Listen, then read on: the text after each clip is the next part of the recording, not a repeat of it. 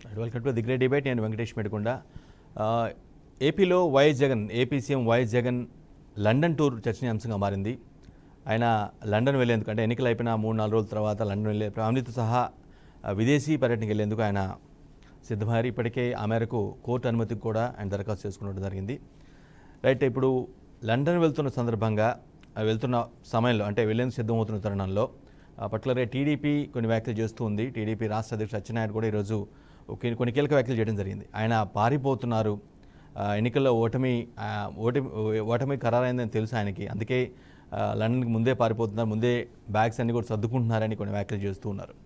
Right, ఈ వ్యాఖ్యలపైన, ఈ విమర్శలపైన అచ్చెన్నాయుడుతో పాటు మరికొందరు టీడీపీ నేతలు కూడా ఇటువంటి వ్యాఖ్యలు చేస్తూ ఉన్నారు. రైట్, వీటిపైన వైసీపీ చాలా అసంతృప్తి వ్యక్తం చేస్తుంది.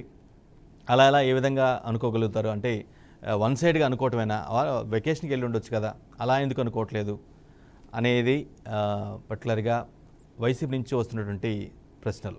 రైట్, ఇదే అంశంపై డిబేట్ కొనసాగించబోతున్నాం. డిబేట్లో మనతో పాటుగా జనసేన నుంచి రాయపూడి వేణు, అదేవిధంగా వైసీపీ నుంచి అన్నపరెడ్డి విజయ్, టీడీపీ నుంచి సురేంద్ర నాయుడు ముగ్గురు. ముందుగా అందరికీ నమస్కారం అండి. సురేంద్ర నాయుడు గారు, ముందు మీతో స్టార్ట్ చేస్తున్నాను, ఎందుకంటే మీ పార్టీయే కొన్ని కామెంట్స్ చేస్తూ ఉంది పర్టికులర్గా జగన్ లండన్ టూర్కి సంబంధించి.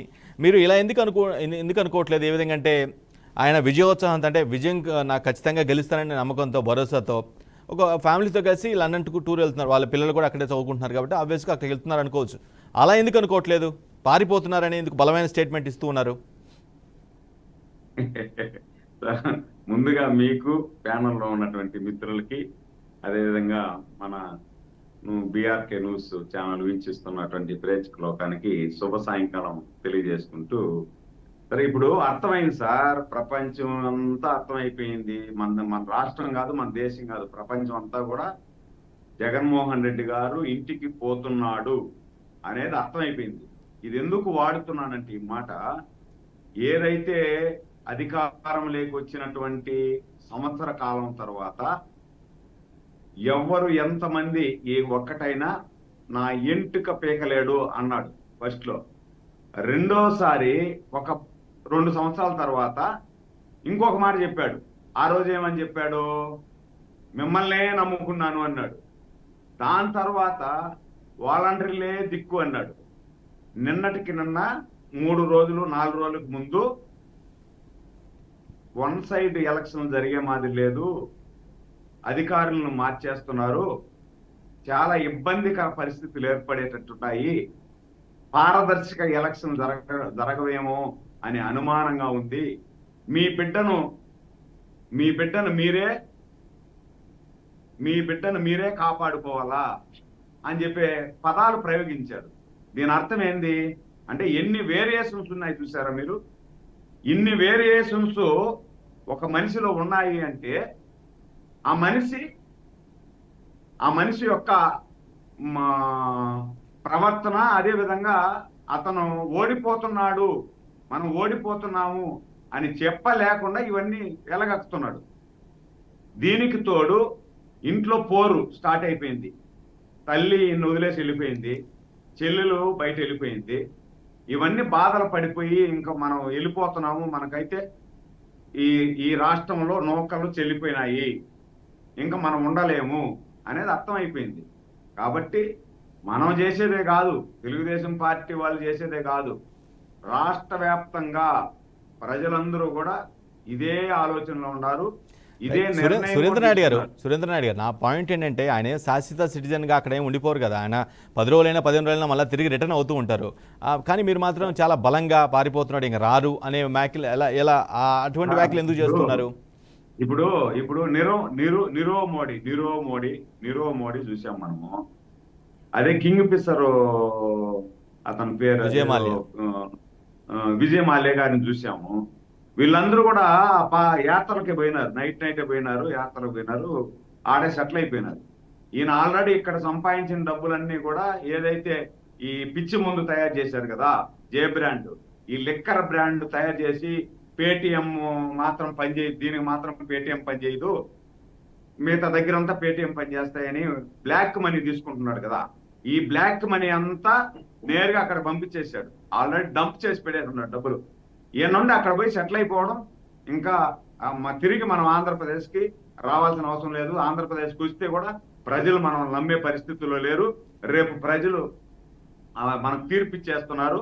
మనకు తెలుగుదేశం అలయన్స్ పార్టీ అధికారంలోకి వస్తుంది. అధికారంలోకి వచ్చిన తర్వాత మనం ఈ 5 సంవత్సరాల్లో చేసిన అవినీతి, గత ప్రభుత్వంలో వాళ్ళ తండ్రి గారు అధికారంలో ఉన్న కాలంలో తండ్రి అధికారాన్ని అడ్డం పెట్టుకొని 43,000 కోట్ల రూపాయలు ప్రజాధనాన్ని అడ్డంగా బుక్ అయిపోయినట్టు దొబ్బేసి, దాంట్లో ఈడీ కూడా మీకు మనందరూ మన ఆరోపణలు కాదు, ఈడీఏ అటాచ్ చేసింది 43,000 కోట్ల రూపాయలు. సురేంద్ర గారు, మీరు ఎన్ని చెప్పినా సరే ఆయన మళ్ళీ రేపు మే 17 ఎప్పుడో వెళ్ళిపోతారు అనుకుంటా, లండన్ వెళ్తారు అనుకుంటా. జూన్ 4 లోపల అంటే ఫలితాలు వచ్చే లోపల మళ్ళీ ఆయన ఇక్కడే ఉంటారు. ఆ విషయం మర్చిపోవద్దు. ఆయన ఉండే పరిస్థితి లేదు సార్, ఉండే పరిస్థితి లేదు. ఆయన ఉండే పరిస్థితి లేదు. మనం ఇప్పుడు ఆయన మీద ఎవరన్నా అభిమానం ఉండేవాళ్ళు మాట్లాడచ్చు, మళ్ళా ఉంటాడు వస్తాడు అనేసి. నాకు తెలిసి అయితే ఆయన ఇంక వచ్చే పరిస్థితి లేదు. ఒకవేళ ఆ నుండి రిజల్ట్లు చూసి ఏదన్నా కొంచెం అటు ఇటు ఉంటే వద్దాము, లేదంటే వద్దు, శాశ్వతంగా మనం అక్కడే ఉండిపోదాము. అక్కడికి పోయినామంటే మనకు శ్రీకృష్ణ జన్మస్థానం తప్పదు. కాదు సార్ సురేంద్ర గారు, వీళ్ళు ఉందాం అనుకున్నా అక్కడ సిటిజన్షిప్ లేకుండా వాళ్ళు ఉండనివ్వరు కదా. మహాగణంగా అయితే వీసా ఎప్పటివరకు పర్మిట్ చేస్తుందో అప్పటివరకు మాత్రం ఉంటారు. ఇప్పుడు వీళ్ళకందరికి సిటిజన్షిప్ లేదు కదా సార్. విజయ మాల్యాకు ఉంది. విజయ మాల్యాకు అయితే ఉంది. లేదో నాకు తెలీదు. రైట్, అందరికి లేదు కదా సిటిజన్షిప్ అక్కడ. రైట్. వైసీపీ నేత రియాక్షన్ కూడా తీసుకుందాం. అన్నప్రెడ్డి విజయ్ గారు, వైఎస్ జగన్ పారిపోతున్నాడు, మూటాముల్లా సర్దేసుకుంటున్నాడు అని పదే పదే చేస్తున్నటువంటి వ్యాఖ్యలకి, టీడీపీ నుంచి వస్తున్న వ్యాఖ్యలకి మీరు ఎలా రిసీవ్ చేసుకుంటున్నారు, ఎలా కౌంటర్ ఇస్తున్నారు, ఏంటి, మీరేమనుకుంటున్నారు? ఇప్పుడు దాకా వీళ్ళు చేస్తున్న ప్రచారాలన్నిటికీ ఇది పరాకాష్ట. ఎందుకంటే మరి కనీసం జగన్మోహన్ రెడ్డి గారు, అంటే నేను అసలు దాని గురించి కామెంట్ చేయడం కూడా వేస్ట్. వీళ్ళు చేస్తున్నటువంటి ప్రచారాలు ఏ స్థాయిలో ఉన్నాయంటే, ఒక రకంగా ఆ ప్రచారాలు వీళ్ళు ఏహభావంతో ఏ ఫ్రస్ట్రేషన్ లో చేస్తున్నటువంటి ప్రతి విమర్శ కూడా అది జనానికి అర్థమవుతా ఉంది. ఎలా అర్థమవుతా ఉందంటే, వీళ్ళు ఎంత చండాలంగా నీచ నికృష్టానికి దిగిపోయారు. అది టైటిలింగ్ యాక్ట్ గురించి నిన్నటిదాకా మాట్లాడారు, మొన్న ఇంకోటి మాట్లాడారు. ఇవాళ ఏకంగా రాజకీయ నాయకులు చాలా మంది, ఇక జగన్మోహన్ రెడ్డి అనే వ్యక్తి తన కోర్టు పర్మిషన్ ద్వారా వ్యాలిడ్ పాస్పోర్ట్ తోటి అఫీషియల్ గా టూర్లకు వెళ్ళి ఒక చేసిన పరిస్థితి. ఇందాక ఏదో నీరవ్ మోడీ విజయ్ మాల్యా గురించి మాట్లాడారు. మీరు క్వశ్చన్ వేశారు, మంచి క్వశ్చన్. అక్కడ వాళ్ళు ఒక విజిట్ వీసాకి వెళ్తే 10 రోజులు 15 రోజులు మాత్రమే ఉండగలుగుతారు. అంటే కనీసం అవగాహన లేకుండా, కనీసం ఇది లేకుండా ఎలక్షన్ అయిపోయిన తర్వాత ఇవాళ కొత్తగా వెళ్ళాలా, రేపొద్దున చంద్రబాబు ఏమన్నా టూర్ వెళ్ళకుండా ఉంటాడా, చంద్రబాబు వెళ్ళకుండా ఉంటాడా, లోకేష్ వెళ్ళకుండా ఉంటాడా, లేకపోతే ఇంకొకటి. ఇప్పటి వరకు చంద్రబాబు, లోకేష్ వీళ్ళు వెళ్ళిన టూర్లు కనీసం వీళ్ళు ఎప్పుడు పోయారో, ఏ దేశం పోయారో, ఎవరితో మాట్లాడారో ఎక్కడా కూడా తెలియకుండా అక్కడెక్కడో స్విమ్మింగ్ పూల్ లో అమ్మాయిలతో తాళ్లు తిప్పుకుంటా ఒకడు, లేకపోతే ఏ గజదొంగ ముఠాలతోటి ఒకడు, వీళ్ళందరూ దిగి తిరిగినటువంటి దానికంటే జగన్మోహన్ రెడ్డి అఫీషియల్ గా విత్ కోర్టు పర్మిషన్ ఆయన మీకు ఇంతవరకు కోర్టు పర్మిషన్ ఇచ్చిందే లేదు, వచ్చిందే లేదు. ఆయన వెళ్ళాలంటే షెడ్యూల్ వీళ్ళకి 17వ తారీఖు వెళ్ళిపోతాడని వీళ్ళకి తెలిసిందంట. ఇంతకు ముందు కూడా ఎలక్షన్ అయిన తర్వాత వెకేషన్ లో జనాలు వెళ్ళలేదా? ఏ నాయకుడు వెళ్ళకుండా ఉంటాడా? అసలు ఆంధ్రప్రదేశ్ లో ఉండడం చేత కానీ హైదరాబాద్ మాట్లాడితే కరోనాలో కూడా హైదరాబాద్ లో మారిపోయిన చంద్రబాబుకి, తెలుగుదేశం వాళ్ళకి నోటికొచ్చిన కోతలు వేయటం, నోటికొచ్చిన వాగుడు వాడటం, ఏది వడిదలు మాట్లాడటం, ఏంటంటే అది ఇది పారిపోతాడు, అడి పారిపోతాడు, ఈడు అడి పారిపోతాడు, ఆయన అడి పారిపోతాడు. కనీసం ఇంగిత జ్ఞానం, కనీసం సద్విమర్శలు, లేకపోతే పాలనాపరమైన విమర్శలు, లేకపోతే ఇంకొకటి మీరు ఏదో మేము కొడుతామన్నారు మేనిఫెస్టో, అది క్లిక్ కాకపోయేసరికి, మేనిఫెస్టో క్లిక్ కాకపోయేసరికి నేరుగా మీరు పనికాల విమర్శలు దిగారు. లండన్ ఎన్నిసార్లు లండన్ పోలా, కూతురు లండన్ లో ఉంది, ఎన్నిసార్లు లండన్ పోలా. Why do you compare with ఇవాళ చంద్రబాబు జైలుకు పోయిచ్చాడు, చంద్రబాబు కూడా రారిపోతాడా? చంద్రబాబు జైలుకు పోతాడని భయంతోనేగా మోడీతో కలిశాడని జనమంతా అనుకుంటున్నారు. ఇవాళ మొన్నటి దాకా నోటికి వచ్చినట్టు మాట్లాడారు A1, A2, A3 అని. ఇవాళ మీరే A1, మీకు ఇంకో 30-40 కేసులు రాబోతున్నాయి. ఆ భయంతోనే మనకు ట్యాంకులన్నీ గడిచిపోయి మోడీ తాతయ్య దగ్గరికి వెళ్ళి కలిస్తారు. నిన్నటి దాకా మోడీ తాతయ్యేమో మీరు జగన్ ఒకటేనంటారు, ఇవాళేమో మీరు అతనితో కలిసి విమర్శలు చేయడానికి దిగుతారు. అసలు విమర్శ అనేది రాజకీయంగానే ఒక నైతిక విలువ ఉన్నాయా చంద్రబాబుకి? ఫ్యామిలీల గురించి మాట్లాడుతా ఉన్నారు. చంద్రబాబు సొంత మామని వెన్నుపోటు పొడిసి ఫ్యామిలీని మొత్తాన్ని మందు తాగించి పడుకోబెట్టినటువంటి చంద్రబాబు ఇవాళ ప్రజాస్వామ్యబద్ధంగా మాట్లాడే వాళ్ళని మీరు ఇష్టం వచ్చినట్టు మాట్లాడతారా? ఏమి మీకు తండ్రి ఏ రకంగా మీరు ఏ రకంగా మాట్లాడతారు? పోయాడు, తీసేశారు, జనం పోయారు, కనీసం మాట్లాడడానికి విమర్శ ఉందా? With valid permission, with valid passport ఒక ట్రిప్ కి వెళ్ళి ఒక ముఖ్యమంత్రిని ఓడిపోవడం గెలవడం అనేది మీ మాటల్లోకి వద్దాం. అంటే అంత నీచంగా అంటే మీరు కేసులు వస్తాయని పారిపోకూడదని మోడీతో కలిసారా? మోడీ మీ గ్యారంటీలకే మోడీ వారంటీ లేదు, మీ గ్యారంటీలకే మోడీ వారంటీ లేని మోడీ మిమ్మల్ని కాపాడతారు అనుకుంటున్నారా? మీ ఉన్న బొక్కలన్నీ. రైట్ విజయ్ గారు మళ్ళీ మీకు అవకాశం ఇస్తాను. రైట్ రాయపూడి వేణు గారు, టీడీపీ చేస్తున్న వ్యాఖ్యలు జగన్ ముఖ్యమంత్రి వైఎస్ జగన్ లండన్ టూర్ సంబంధించి టీడీపీ చేస్తున్న వ్యాఖ్యల్ని మీరు అలయన్స్ పార్ట్నర్గా ఉన్నారు కాబట్టి మీరు అసలు సపోర్ట్ చేస్తున్నారా? మీ స్టాండ్ ఏంటి ఈ వ్యాఖ్యల మీద? ముందుగా బీఆర్కే న్యూస్ యాజమాన్యానికి, మీకు ప్యానల్లో పాల్గొన్నటువంటి పెద్దలకి ముందుగా హృదయపూర్వకమైన నమస్కారాలు తెలియజేస్తున్నాను. ఎందుకంటే ఇవాళ లంచ్ మోషన్ పిటిషన్ ని అప్లై చేయటం ఆయన 17వ తారీఖు నుంచి లండన్ వెళ్ళాలనేటువంటి పిటిషన్ మీద 14వ తారీఖు కోర్టు వేసింది కాబట్టి అది 30వ తారీఖు వరకు పర్మిషన్ అడిగారు కాబట్టి దానిలో మనం ఎక్కువగా వ్యతిరేకంగా మాట్లాడుకోవాల్సినంత అవసరం ఏమి లేదు. ఎందుకంటే ఈ ఎన్నికల టెన్షన్ లో ఉన్నప్పుడు మనిషి ఇప్పుడు వాళ్ళ పాప వాళ్ళందరూ కూడా అక్కడ చదువుకుంటున్నారు కాబట్టి వాళ్ళ పాపాలను చూసి రావడానికి మీ అలయన్స్ లో బిగ్ పార్ట్నర్ టీడీపీ నేతలు కొంతమంది చాలా బలంగా చెప్తున్నారు పారిపోతున్నారు అని. ఎంత చెప్పినా కూడా అది వినే పరిస్థితి కనిపించట్లేదు. దానికే వస్తుంది. కాకపోతే ఏంటంటే ముందు విమర్శలు ప్రతి విమర్శలు కాకుండా సబ్జెక్ట్ ను మాట్లాడుకుందాం. ఇవాళ వాళ్ళు చేసినటువంటి వాళ్ళు అడిగింది పర్మిషన్ కేవలం 30వ తారీఖు వరకే.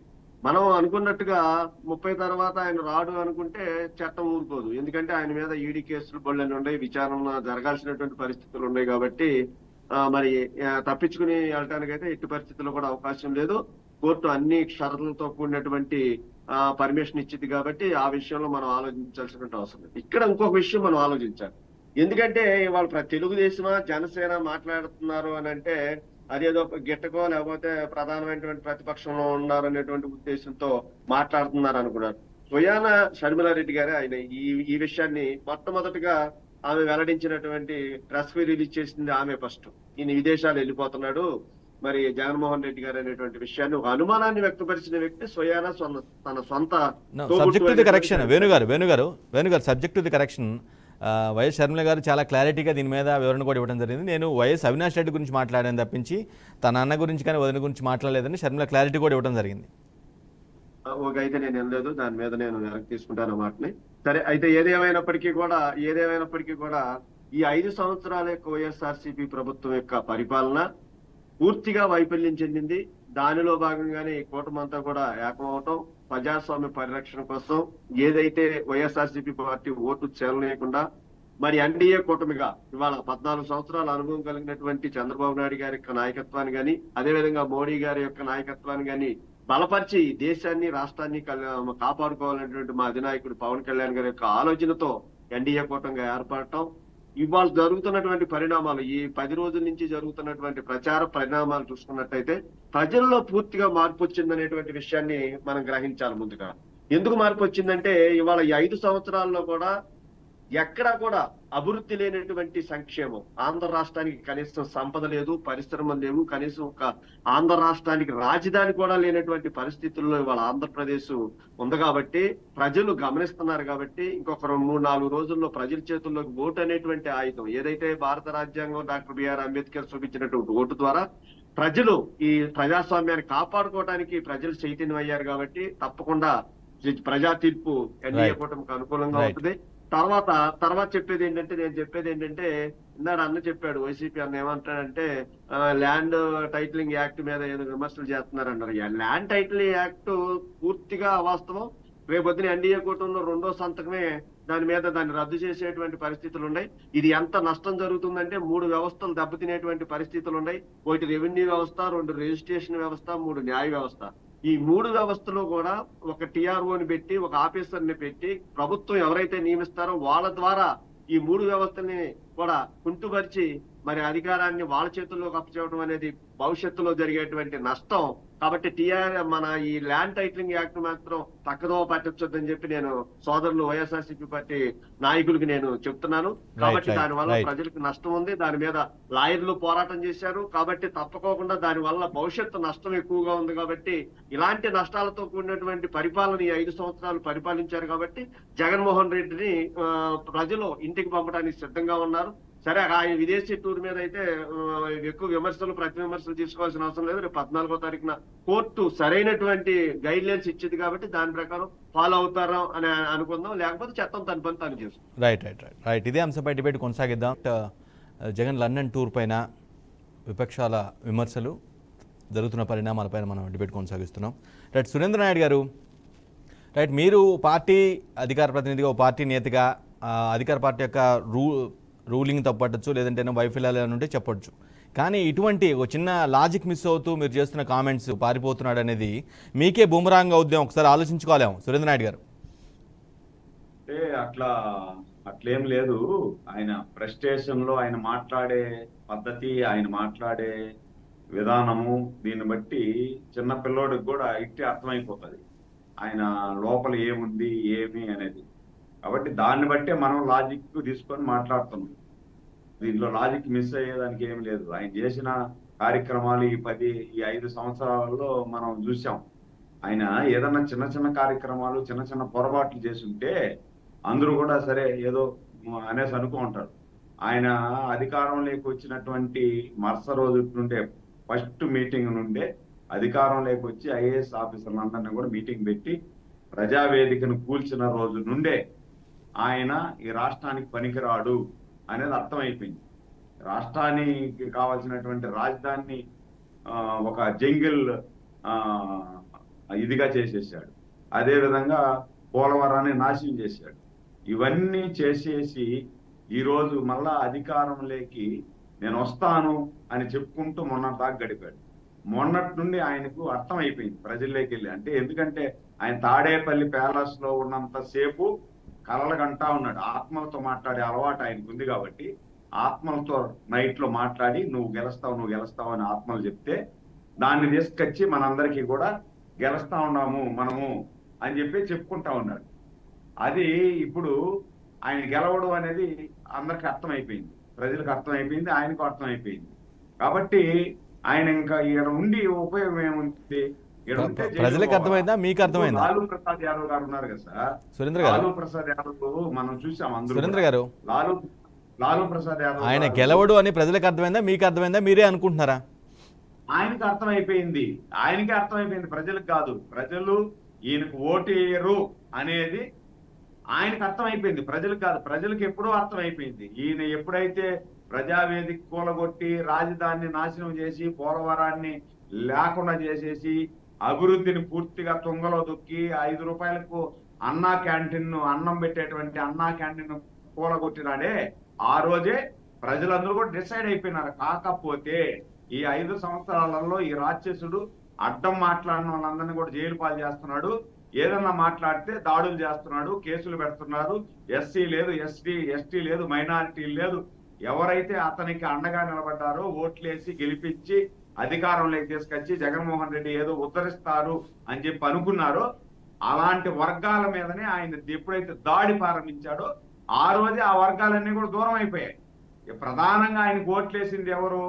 ఆయన అధికారంలోకి రావాలని చెప్పి ఎస్సీ ఎస్టీ మైనారిటీ వర్గాలన్నీ, బీసీ వర్గాలన్నీ కూడా ఆయన హక్కును చేసుకుని ఒక్క ఛాన్స్ అంటున్నాడు. ఈయనేదో బాగా పరిపాలన చేస్తాడేమో, చంద్రబాబు నాయుడు కంటే మించిన పరిపాలన చేస్తా, చంద్రబాబు నాయుడు కంటే మించిన రాజధాని నేను కట్టిస్తా అని చెప్పి ఆ రోజు చెప్పాడు. కాబట్టి ఆ విధంగా చేస్తాడేమో అని నమ్మారు.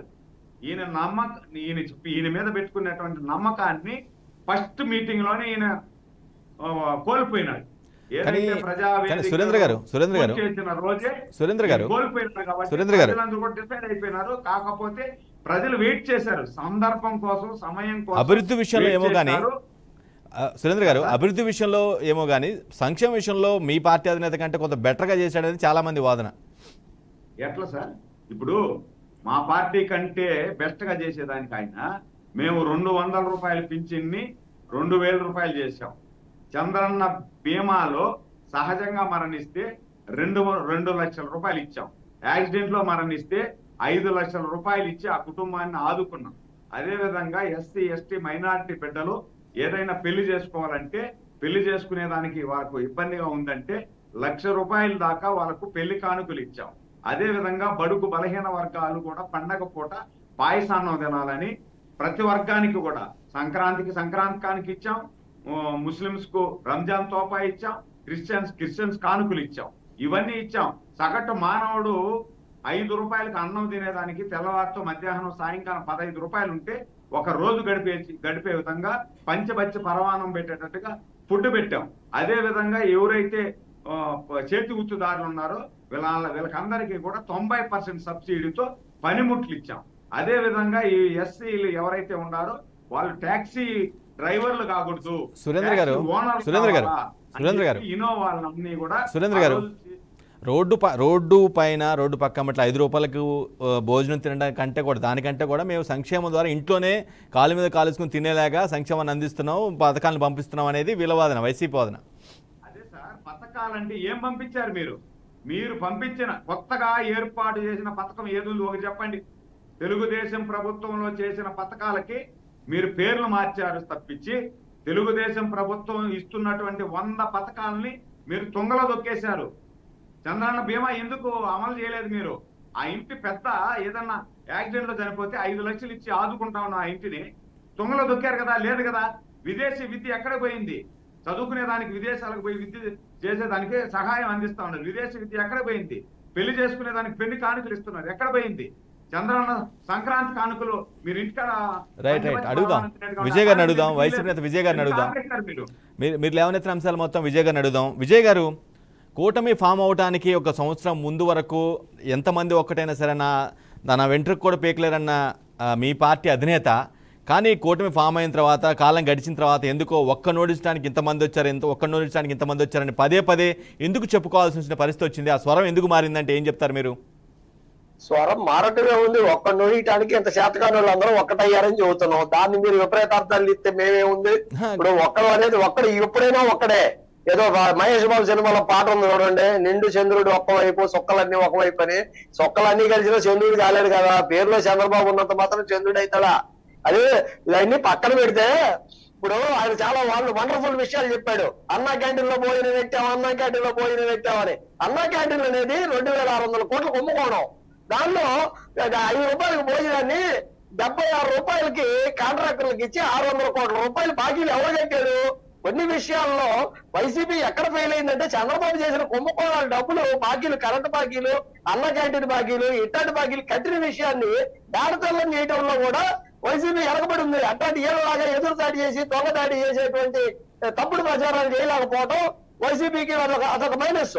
వీళ్ళు అన్న క్యాంటీన్ల ఇన్ఫ్రాస్ట్రక్చర్ అంతా 2 కోట్ల రూపాయల. ఒక్కొక్క అన్న రోడ్డు మీద రేకులకి ప్యానలింగ్ చేసి అద్దాలు పెడితే ఒక్కొక్క దానికి 2 కోట్ల రూపాయలు, 670 కోట్ల రూపాయలు కుంభకోణం. ఆ అప్పు నిరూపించలేకపోయారు. మరి విజయ్ గారు నిరూపించలేకపోయారు. పెద్ద స్కామ్ అంటున్నారు అన్నా క్యాంటీన్లు, మరి నిరూపించలేకపోయారు మీరు 5 ఏళ్ళుగా. విజయ్ గారు, మీరు ఎన్ని చెప్పినా మీరు ఏమి కుంభకోణాలు, ఈ కుంభకోణం దాని విదేశీ నుంచి ఆడంగా మాట్లాడుతున్నారు. మళ్ళీ పథకాలు డైరెక్ట్ గా నేరుగా నువ్వు చేసిన చంద్రన్న జగన్ పెడతారా? ఈ సెంట్రల్ స్కీమ్ ఏమో ఉంది, ఎవరు చెప్తారు మీకు? ఎవరు చెప్తారు మీరు? అరే మీకు ఏది పథకాల గురించి అవగాహన మీరు పెట్టినారు? ఆ పథకాలు ఎవరో మీరు మాట్లాడలేదు చూడు, నేను మాట్లాడలా, నేను అనుకున్నానే విన్నా. అది కాదు, పథకాలు లేవు, మేము పెట్టిన పథకాలు రోడ్డు మీద ఒక్కడనే నమ్ముతాడు మిమ్మల్ని. జగన్ నమ్మొద్దు, చంద్రబాబు నన్ను ఎవరెవరో చెప్పండి. జగన్ నమ్మొద్దు, జగన్ కరెక్ట్ కాదు. చంద్రబాబు నన్ను ఎవరెవరో చూపించండి మాకు. ఓడిపోతాడు ఇప్పుడు 5 సంవత్సరాలు దమ్ము గల్ల మాట ఒకటి చెప్తాం, మా వల్ల మేలు జరిగితే దమ్ము గల్ల మాట ఒకటే చెప్తాం. ఆ ఒక్కడంటేనే 100 అర్థాలు ఉన్నాయి. దమ్ము గల్ల మాట ఒకటే చెప్తాం, మా వల్ల మేలు జరిగితే ఒకటేమన్నాం. అంతకంటే పెద్ద మాట ఏముందా? మీరు చెప్పండి. 14 ఏళ్ల పాటు మేము ముఖ్యమంత్రి చేశాం, మేము మా వల్ల మేలు జరిగితే ఓటేయమని మీరు కానీ మీ నాయకులు కానీ చెప్పగలరా? అది లేదు కదా. అది చెప్పలేకుండా ఎంతసేపుడికి మేము అన్నం పెట్టి ఏం అన్నం పెట్టారా వాడు బతకడానికి కావాల్సిన 100 మార్గాలు దానిలో వెనక 700 కోట్ల కుంభకోణం వాళ్ళు అన్న క్యాంటీన్లు ఏమి చేయలేని పరిస్థితి. అవి ఆ డబ్బులు బాధ్యతలు కట్టుకుంటూ వస్తున్నారు తెలుసా మీకు? ఏమంటున్నారు విజయ్ గారు? మీరు స్కామ్ అని అన్ని స్కామ్లే టీడీపీ పాలన జరిగింది అంటున్నారు, కానీ నిరూపించలేపటంలో మీరు 5 ఏళ్ళు కూడా కాలం వృధా చేశారని నిరూపించవచ్చు కదా. నేను చెబుతుంది కూడా అదేనండి, నేను చెబుతుంది కూడా అదే. ఈ తప్పుల్ని సరైన విధంగా వివరించటంలో వెనకబడే ఉన్నారు. ఎంతసేపుడికి వాళ్ళ దాన్ని ఎదుర్కోవడం సరిపోతున్నాడా? ఎంతసేపుడికి వస్తాయి బయటకు వస్తాయి. వాటికి భయపడే కదా పారిపోయింది మోడీ దగ్గరికి. పవన్ కళ్యాణ్ గొప్ప నాయకుడు అనే పవన్ కళ్యాణ్ చంద్రబాబు నాయుడు విఘ్నతకి, చంద్రబాబు నాయుడు అనుభవానికి పవన్ కళ్యాణ్ జైల్లోకి వెళ్ళి జైలు వాళ్ళకి పరిస్థితి. సురేంద్ర గారు సహేతుకమైన విమర్శలు చేయండి. మీ మాట ఎట్టుంటే మా మాట అంతే ఉంటుంది. సురేంద్ర గారు పారిపోతాడా? నేను ఎన్నిసార్లు చెప్పా పెట్టకుండా అసలు ఎటు పోతున్నాడో కూడా తెలియకుండా రహస్యంగా టూర్లు చేసేది ఎవరు? లోకేష్ చంద్రబాబు కదా. ఇవాళ అఫీషియల్ గా 15 రోజులు మీసా మీద వెళ్తా ఉంటే నోటికి వచ్చినట్టు మాట్లాడింది మీరా మేమా? రైట్ సురేంద్ర గారు ఇప్పుడు నేను విజయ్ గారిని ఒకటి అడుగుతున్నా డైరెక్ట్ గా. విజయ్ గారు దమ్ముంటే సమాధానం చెప్పండి.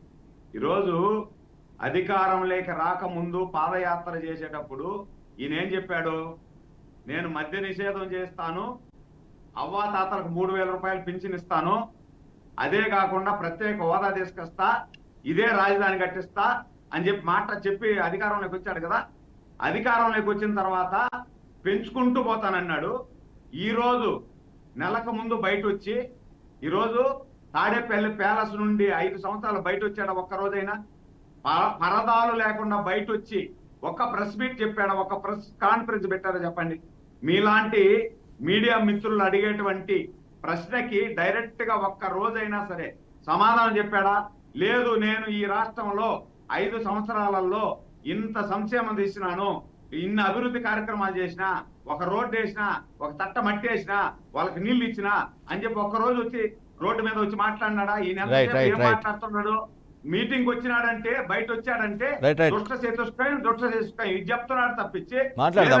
మీరు లేవనెత్తిన అంశాలపై మాట్లాడదాం. సురేంద్ర గారు మీరు రైట్ చేసిన క్వశ్చన్స్ పై డిస్కస్ చేద్దాం. వైసీపీ రియాక్షన్ కూడా తెలుసుకుందాం. ఈ సంక్షేమం చేసినా, ఈ కంపెనీలు తీసుకొచ్చా, ఇన్ని ఇన్స్టిట్యూషన్లు తీసుకొచ్చా, సురేంద్ర గారు ఇన్ని ఉద్యోగాలు తీసుకొచ్చినా, లేదు ప్రత్యేక హోదా తెచ్చినా, లేకపోతే నేను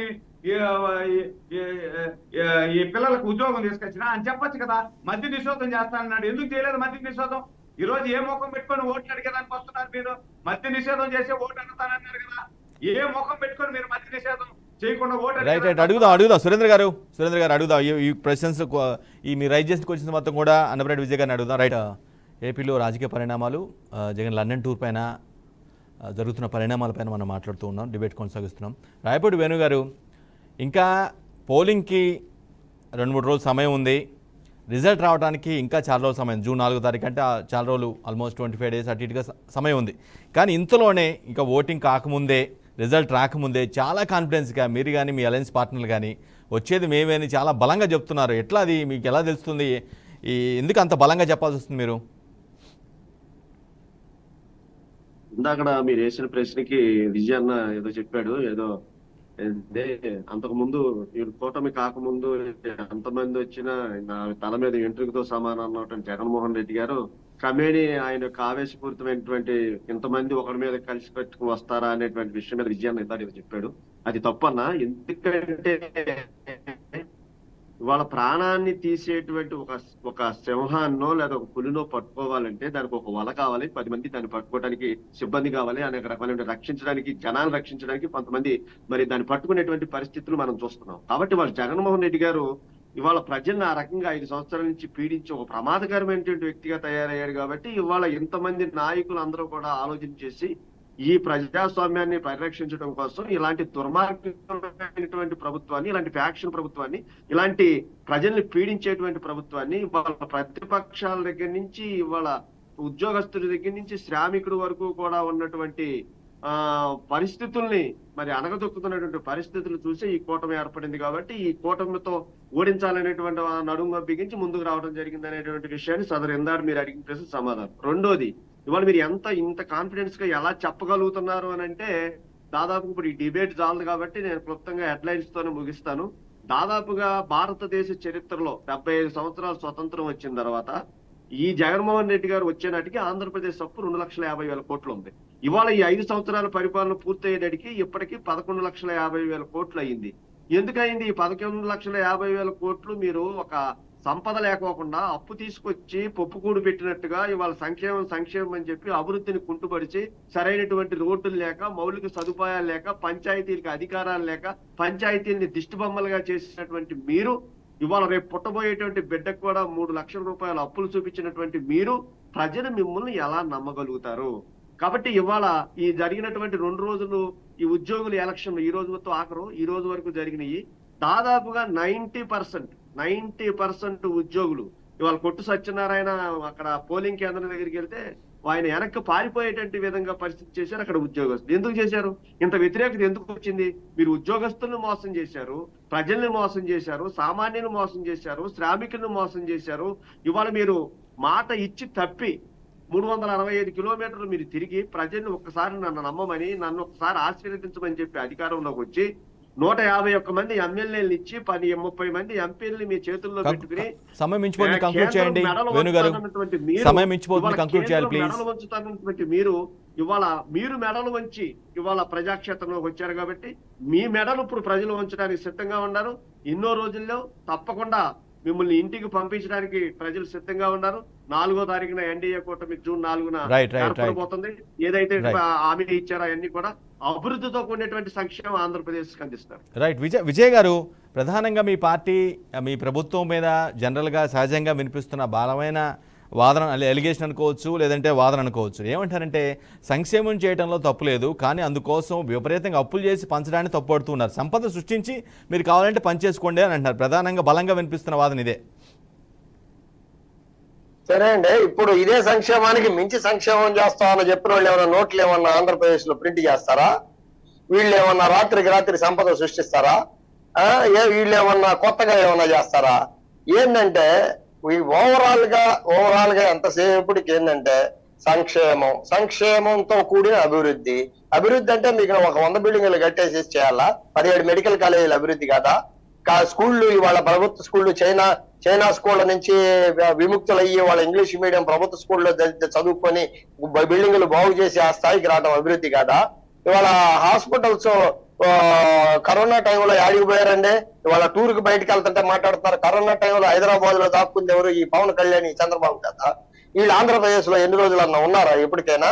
వీళ్ళు ఎంతసేపటికి ఏంటంటే ఎలక్షన్ టైంకి ఏదో మాట్లాడుతూ ఉన్నారు తప్పితే ఇది చేసే మాటలన్నీ ఓవరాల్ గా ఏంటంటే ఏదో ఒక విమర్శ చేయాలా. ఆ విమర్శలో జన్మలో మనం నవ్వులు పాలు అవుతున్నాం అనే విషయాన్ని కంక్లూడ్ చేసే ముందు ఒకటే ప్రశ్న హానెస్ట్ గా ఆన్సర్ చేయండి. చంద్రబాబు నాయుడు అధికారంలో నుంచి దిగిపోయడానికి ఉన్నటువంటి 2,50,000 కోట్ల ఎంతో అమౌంట్ అనుకోండి, 3 లక్షలు అనుకోండి. ఇప్పుడు ఆ అమౌంట్కి ఆల్మోస్ట్ ఇప్పుడు 11,50,000 కోట్ల అప్పు ఉందనేది ఈ మాట వాస్తవా కాదా? ఇప్పుడు కేంద్ర ప్రభుత్వం ఇచ్చిన లెక్కల తెలుగుదేశం కేంద్ర ప్రభుత్వం ఇచ్చిన లెక్కలు 8